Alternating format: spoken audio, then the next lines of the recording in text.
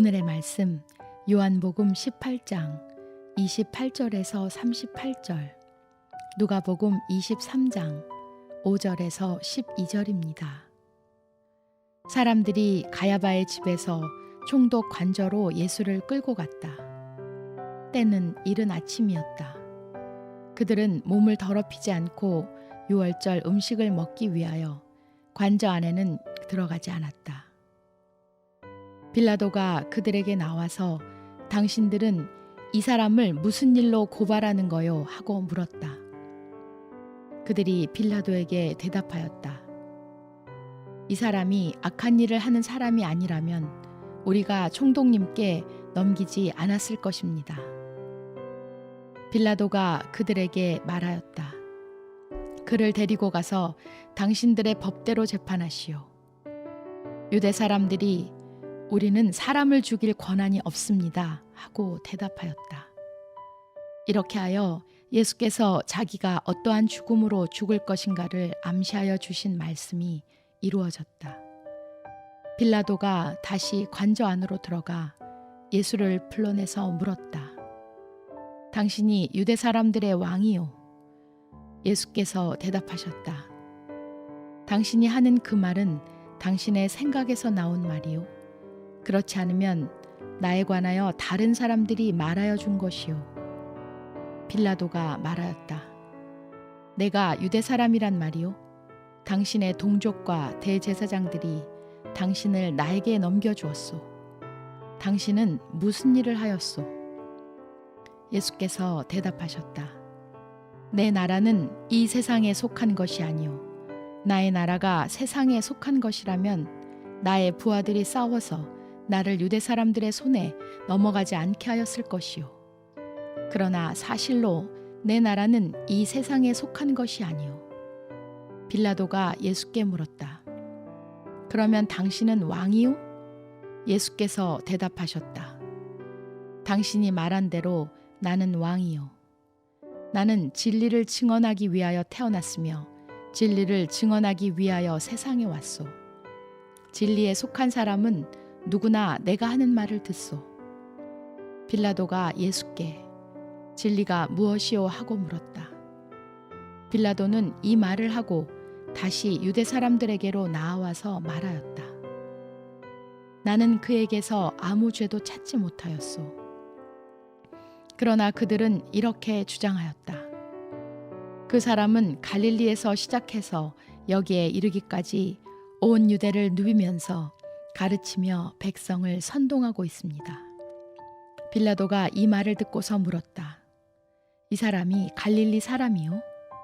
그는 예수가 헤롯의 관할에 속한 것을 알고서 예수를 헤롯에게 보냈는데 마침 그때에 헤롯이 예루살렘에 있었다. 헤롯은 예수를 보고 매우 기뻐하였다.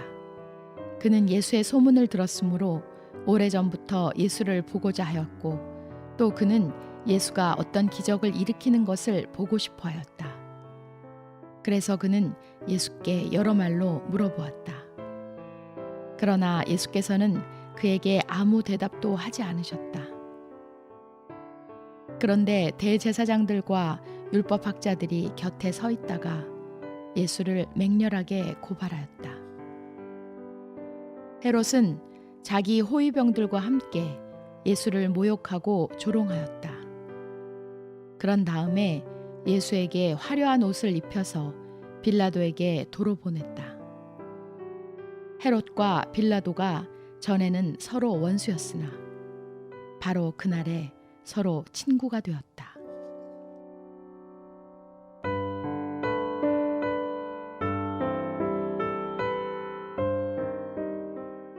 어느 나라나 마찬가지로 많은 공무원들은 어떤 일에 대한 책임을 지지 않으려고 가능하면 다른 사람에게 결정을 미루려고 하는 경향이 있습니다.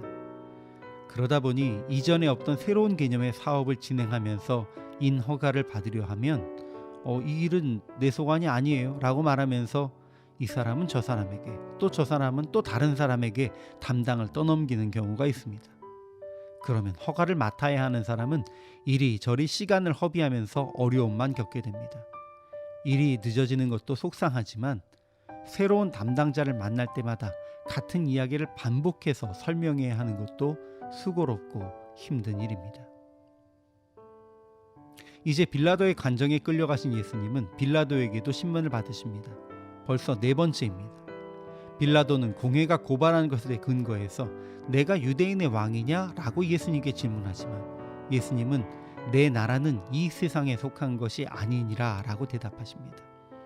이에 빌라도는 예수님께 아무 죄도 찾지 못했다고 말하지만 공회의 무리들은 그가 갈릴리에서부터 백성들을 소동케 했습니다 라고 반발합니다. 여기서 빌라도는 예수님이 갈릴리 사람이라는 것을 깨닫고 그를 갈릴리의 분봉왕인 헤롯에게 보냈습니다. 이때 헤롯도 5번째로 예수님을 신문합니다.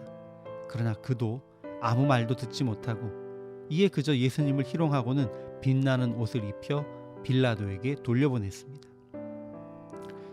유대인들이 예수님을 직접 죽일 수 있는 권한이 없다고 말하지만 사실 그들은 종교법에 따라서 부정한 죄를 범한 이들을 돌을 던져 죽이는 그런 일들을 아직도 행하고 있었습니다.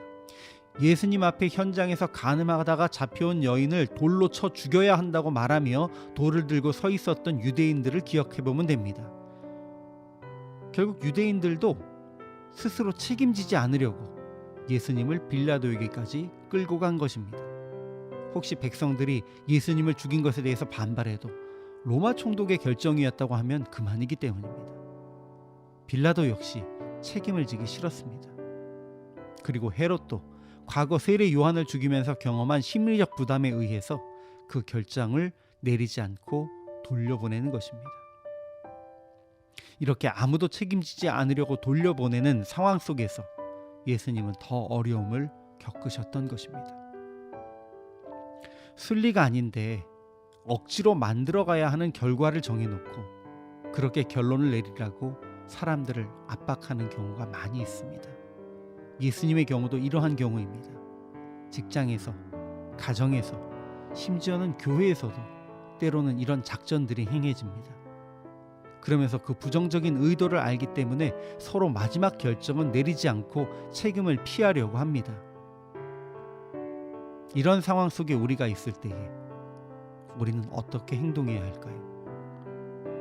순리가 아닌 것을 불의한 의도를 가지고 억지로 만들어 가려고 하고 있다는 것을 깨달았다면 그것을 멈추십시오. 단지 책임을 회피하며 다른 사람에게 결정을 떠넘기는 것에 만족해 하시지 말고 비록 불이익을 당하는 한이 있더라도 그것을 멈추고 바로 잡는 것이 진정한 하나님의 자녀들이 취해야 할 자세입니다.